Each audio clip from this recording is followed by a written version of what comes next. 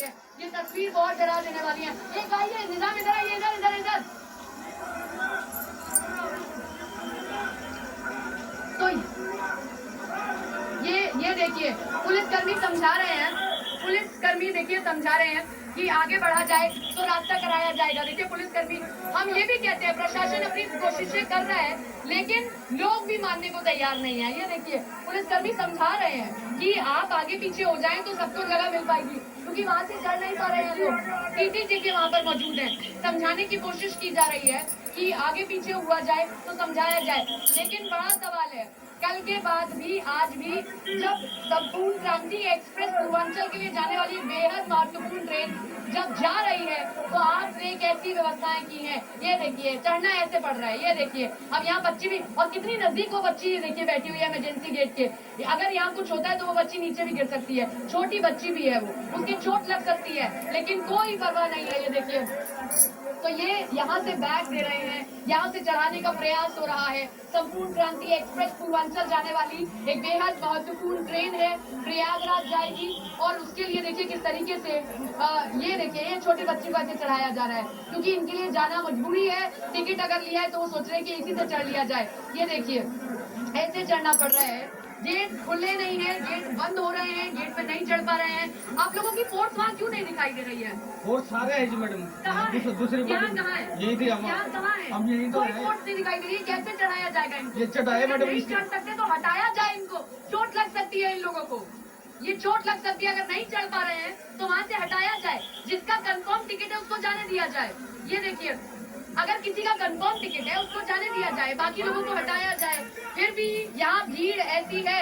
और ये देखिए ये जरा निजाम उधर आइए, ये ट्रेन से यही तो तस्वीर से हम लोग बचते हैं, लेकिन यही तस्वीर फिर दिख रही है। ये देखिए अब इसमें से चलती ट्रेन में से कितने अंदर जा पाएंगे और कितने बाहर ही रह जाएंगे। ये देखिए अंदर खचाखच भर चुका है, जगह नहीं है। अब ये देखिए जगह नहीं है, यहाँ पर खचाखच भर चुका है, लेकिन लोग इस तरीके से चढ़ रहे हैं क्योंकि अंदर यहाँ जगह ही नहीं है। ये देखो अंदर, आप देखिए अंदर कॉम्पैक्ट स्थिति हो चुकी है एकदम, लोग सफोकेट भी हो सकते हैं, लेकिन चढ़ना जरूरी है। बच्चा रो रहा है, देखिए ये बच्चा रोता दिखाई दे रहा है क्योंकि वो बच्चा डर चुका है। ये बच्चा रो रहा है क्योंकि इतनी भीड़ हो गई है, वो कुछ समझ पाए। वो बच्चा रोता हुआ मुझे दिखाई दे रहा है। किस तरीके से अभी भी वैसी ही लगभग तस्वीर है, जान जोखिम में डालकर लोग चढ़ रहे हैं।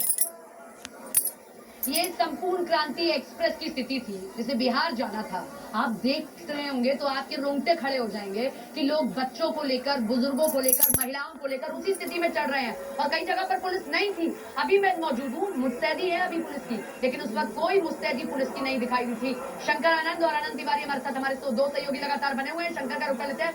शंकर, कुछ देर में ये ट्रेन रवाना हो जाएगी, इसके बाद और ट्रेन लगनी शुरू हो गई है, लेकिन एक कमी जो शंकर अभी भी दिखाई दे रही है कि अनाउंसमेंट होता है, लोगों को कई बार पता ही नहीं होता है कि अनारक्षित ट्रेन भी आ रही है। इसी पर अनाउंसमेंट हो जाता है, कई बार दूसरों पर होता ही नहीं है या पता नहीं चलता है, वो बताना जरूरी है।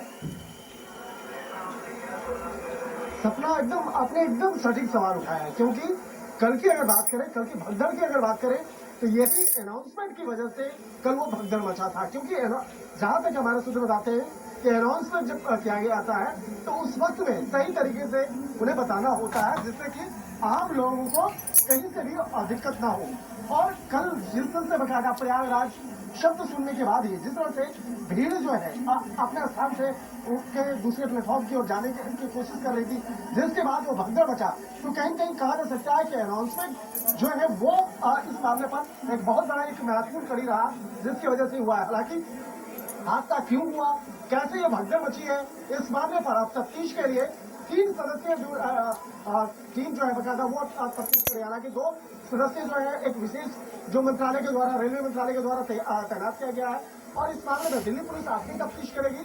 उसके बाद आरपीएफ के जवानों के द्वारा इस मामले पर अलग से तफ्तीश किया जाएगा कि आखिर हंगामा कैसे भागा, कैसे ये भगदड़ मची, और इन दोनों की रिपोर्ट जो है वो हम और आप भी तब अलर्ट हो रहे हैं। अच्छा एक और ट्रेन आने वाली, मैं और आप भी बात कर रहे थे कि अच्छा शंकर जी दूसरी ट्रेन आने वाली है, ये भी कुंभ की है, तो हम भी तो अनाउंसमेंट ही सुन रहे हैं ना। लेकिन अगर इतने शॉर्ट टर्म में अनाउंसमेंट किया जाएगा तो थोड़ी अफरा तफरी मचती है। जरूरत है कि लंबा समय दिया जाए अनाउंसमेंट को, तब यहाँ पर आकर ट्रेन लगे। अब हम आनंद तिवारी का रुख करते हैं।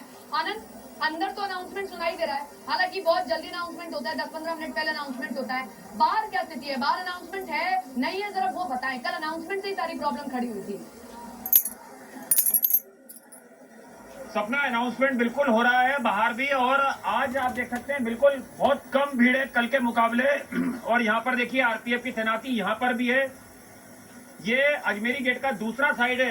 अभी हमने आपको तस्वीर दिखाई थी कि वो एक्सीलेटर से लोग वहां से ऊपर जा रहे हैं, और यहाँ से भी आप 11 नंबर प्लेटफॉर्म की तरफ जो है वो जा सकते हैं, जिसको लेके बाकायदा यहाँ पर जो जवान है दिल्ली पुलिस के, आरपीएफ के, वो देखिए यहाँ पर उनकी तैनाती की गई है। और बहुत सारे ऐसे पैसेंजर भी हैं जो यहाँ पर मेट्रो स्टेशन से रेलवे स्टेशन आते हैं और फिर इसी तरफ से ये एक्सीलेटर से होते हुए रेलवे स्टेशन प्लेटफॉर्म की तरफ जाते हैं। लेकिन कल यहाँ पर स्थिति बहुत ज्यादा भयावह थी, क्योंकि बहुत ज्यादा भीड़ थी, और शायद रेलवे प्रशासन, आरपीएफ भीड़ को समझ नहीं पाई कि वीकेंड में इतनी भीड़ इकट्ठी हो सकती है कुंभ जाने वाली ट्रेनों के लिए।